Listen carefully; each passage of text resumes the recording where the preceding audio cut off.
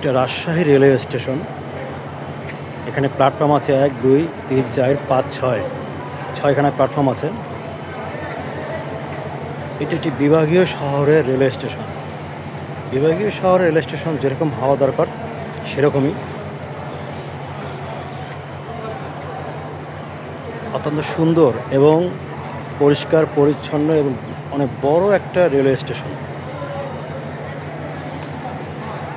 এই স্টেশন থেকে প্রতিদিন বাংলাদেশের যে সমস্ত জায়গায় রাজশাহী থেকে ট্রেন যোগে যাওয়া যায়, মোটামুটি ঢাকা, খুলনা, চিলাহাটি, সৈয়দপুর, এই জায়গাগুলোতে এই ট্রেন রাজশাহী প্ল্যাটফর্ম থেকে প্রতিদিন যাতায়াত করে থাকে এবং এখানে প্রচুর যাত্রীর চাপ লক্ষ্য করা যায়।